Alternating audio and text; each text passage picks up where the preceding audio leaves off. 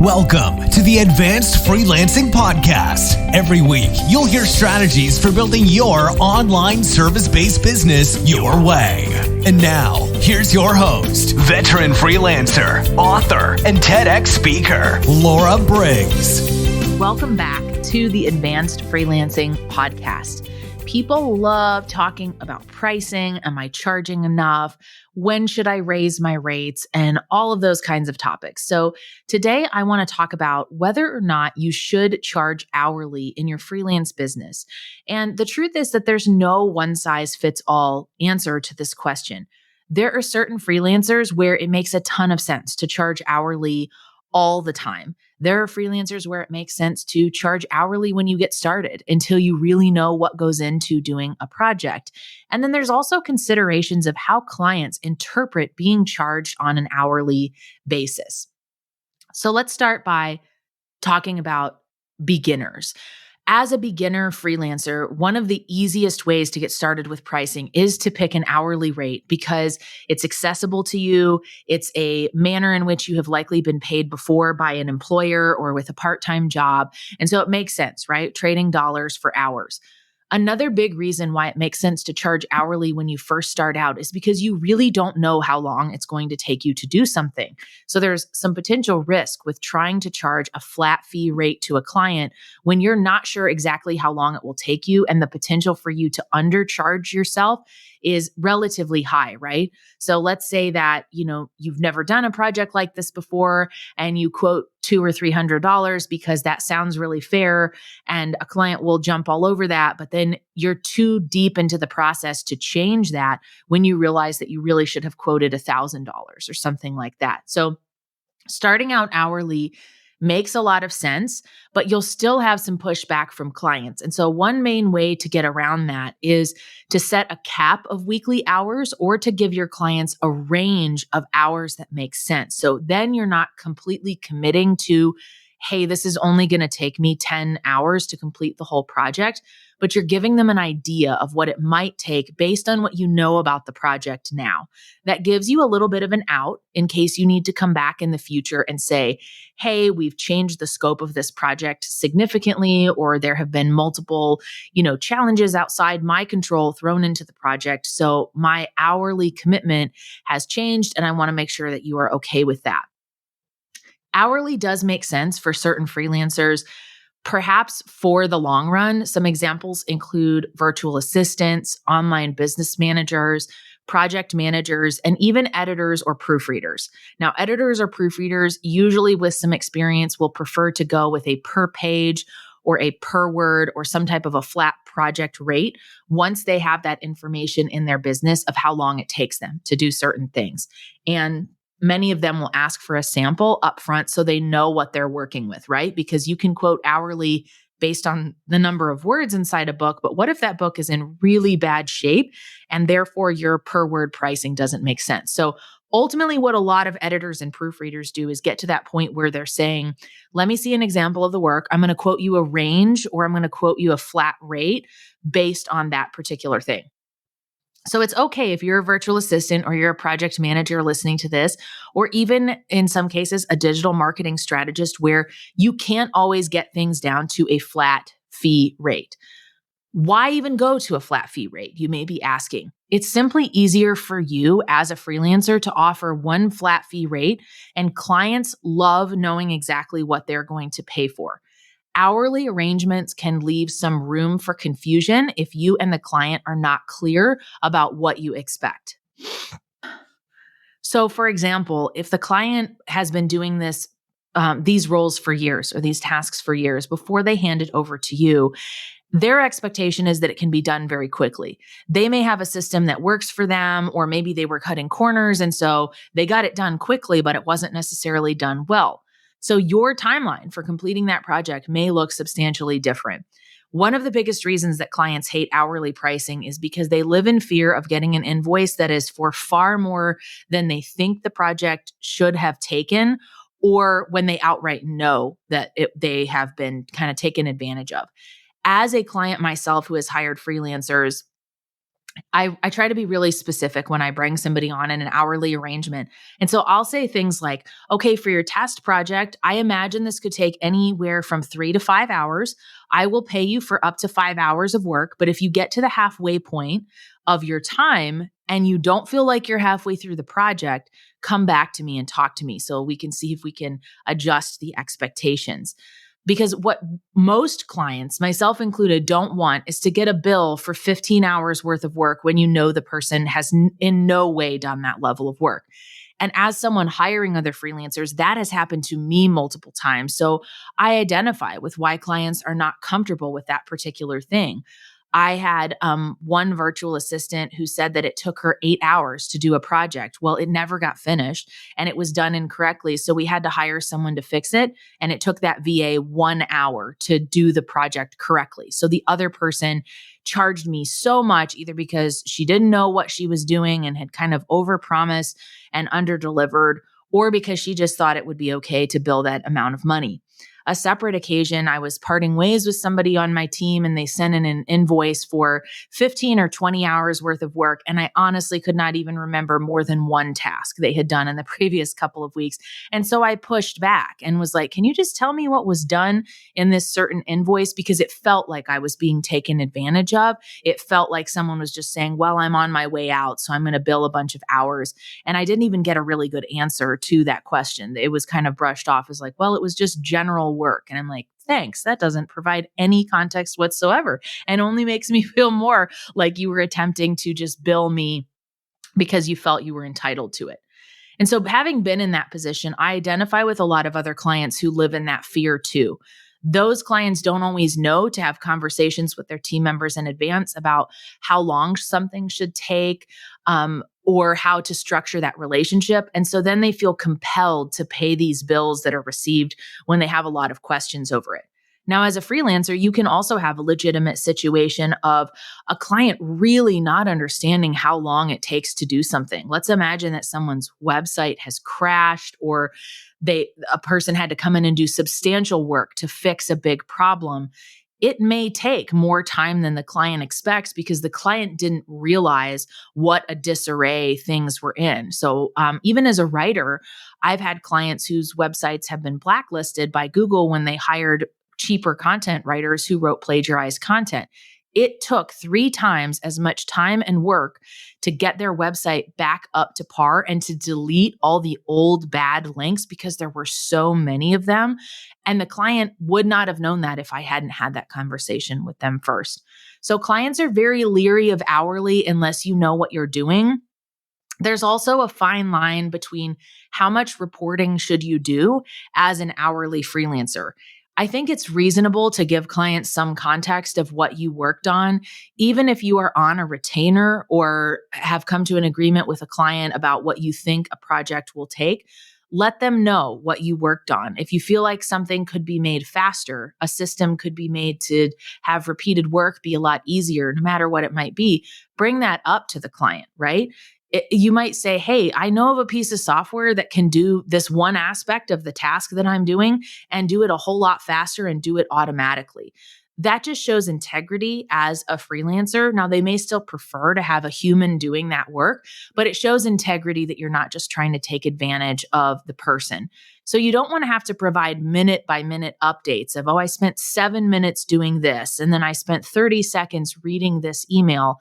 But give people a general sense, right? You can even separate it into those buckets of, project management and communication type things, making edits, doing the initial work. Because if a client asks, they have a right to know at least some of what you are doing. And I've been very lucky, to have some people on my team as freelancers who will come to me even when they're on retainer and say, hey, there's just not enough work for me to continue doing this retainer. I don't feel good about continuing to charge you at this high level. Let's adjust our working relationship for now and we can reevaluate it at a future time. That's another integrity move from someone who's saying, I could just continue to charge and not recognize that things have slowed down or that we wrapped up a bunch of big projects and I no longer need to make that amount of money from this client or they just don't need me at that level. So clients are very wary because many of them have had bad experiences working with freelancers on an hourly basis. So if you do charge on an hourly basis, you need to go into the arrangement with that awareness and with some expectations of how you will deal with that nervousness, especially at the beginning of a relationship. So could you send them a weekly report on Fridays with what you worked on, even if it doesn't necessarily go into the details of how many hours or minutes you spent on each thing? Can you give them ranges when you start working on projects and say, hey, I think it's going to take me 3 to 6 hours. And if I get into the project and realize it will take more, I'm going to come back to you. That's a great way to put your clients at ease about being charged hourly. So there are some things you can do to be proactive with making a client feel more comfortable with charging hourly.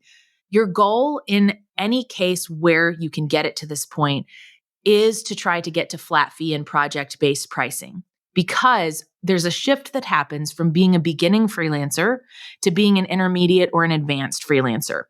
As a beginner, we're still learning. We're figuring out how long it takes us to do certain things. We're trying to make sure that we have quoted ourselves appropriately and that we're being paid well. And all of those things are good and just part of the process.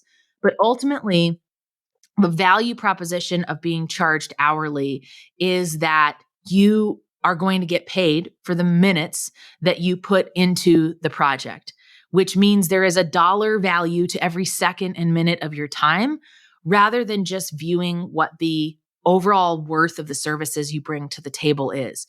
And so clients can feel nickel and dimed, but you can also feel nickel and dimed over time because they may try to argue with you about how long something takes. So as a writer, I did a lot of projects on an hourly basis when I first got started because I really didn't know how long it was going to take me. And I would just give a really general estimate to my clients. But over time, I found that I was having some conversations with them where they would say, does it really take you 3 or 4 hours to write a blog post? And frankly, if I'm the one running my business, I don't think it's their business how long it takes me to research, write, edit, incorporate additional things like photos or links that they may need. And so the conversation, rather than being about the value-based outcome or deliverable I was providing, became about the time, me having to defend saying, yes, it does take me 4 hours to do that particular thing. And so that's one big reason why shifting to project-based pricing is strongly recommended. But it's an advanced tactic because you have to know what questions to ask your client to charge on a project basis. You need to know, what are their expectations up front? How long do you think this will take you? What if there are snags in the process? How will you account for that? Are they asking you to attend meetings or provide other extras? Will you have to pay for a subscription to a piece of software or something that you will get rid of when you're done with the project, but you're specifically investing for this reason? You have to know to look for all those things and to ask all those details and to put it into the quote to protect you so that you don't end up in a flat fee or project-based arrangement where you feel you are being taken advantage of. This happens a lot with boundaries with intermediate and advanced freelancers when they don't get clarity about the client's communication expectations. I had a client recently, they're lovely to work with, and they had a new project they brought my way, but it required a 9 a.m. phone call every day for 10 minutes. And I was instantly like, no, this is not what I want in my business. I don't want to be committing that time block every single day with no flexibility just to talk to somebody for 10 minutes when it could be shared over email. So imagine that I didn't know that, or I didn't anticipate the frustration of that going into an arrangement. And I could have accepted a flat fee arrangement that would have made me feel very frustrated because of the volume of communication required. Another way that this can come up is if you are working with a company where many different people will be involved in the feedback process. So now you don't just have one person editing and revising your work and asking for changes. Now it's like design or writing or development by committee, where you're getting a lot of feedback from different people. So maybe you thought this was a simple logo design, but now there's 11 people in different departments providing their insight, and it's really cluttering up the process. So you have to know how to put those boundaries on those relationships, and you have to know what questions to ask those clients to get to the point of, what does it look like on a project basis? Now, charging flat fee or project is very helpful in making some of those distinctions for clients because you can give them two different options. So maybe you give them an option where it costs more, but the project gets done faster, or it costs more, but you'll attend their weekly team meetings to be able to report in on what you're doing. And that way they can see the direct comparison between the different tiers of service that you offer, because a lot of times clients will not realize they're treating you like an employee when they've asked you to quote as a freelancer. So you might quote and say, hey, this project will cost 10K. And then they go, hey, I want to introduce you to our head of marketing. Hey, I want you to attend this meeting. I want you to come into our office and interview these people. And if you didn't know that all those things were going to be expected before you quoted, you're going to end up underpaid or having a really difficult conversation with them because you have to be the professional to know to look for those things. And the time to figure it out is not after a contract has been signed, right? So charging on a project basis makes sense when you can do it, but there are tons of reasons why you may wish to stay as an hourly freelancer and when it does make sense. In those circumstances, however, you want to have clarity over charging a really good hourly rate where you feel like you're being paid appropriately for the work that you're doing and you understand what will and won't be charged, right? So when clients are asking you to hang out on Slack and you're spending an hour and a half a week answering messages there, are you charging for that? These are the conversations you need to have before the contract is signed. Are they asking you to attend team meetings? Are they asking for other work that is above and beyond the scope? Are they saying, hey, here's a 2-hour webinar, watch this to get some context? You have to decide in your process of quoting, am I just going to allow some of that stuff to be expected and unknown when we start working together and I'll just figure it out as we go and I'll have to do it because the contract will be signed and we'll be working together at that point? Or are we at the point where I really need to have a great deal of clarity with these potential clients over, I will do this or I won't do this, or here are the two packages so you can decide which level is most important? So hourly does make sense for some people. Make sure that you're billing honestly. Track your time, not just for the purposes of charging your clients accurately, but also so that you know where your time is going. What a great way to see which clients are very frustrating and consuming a ton of your time. So we want to avoid hourly charging if and when it's possible. If you have a great relationship with a trusted client where you're being paid fairly, then it shouldn't be an issue to charge hourly, right? So my biggest client at the moment right now, I charge hourly. It is the one exception that I make across my business because all of the work that we do, it varies. And some of it we can pick up when it's it's not date specific, so we can slot it in if things are slow, but it would literally be so annoying for me to have to come up with a project basis for that.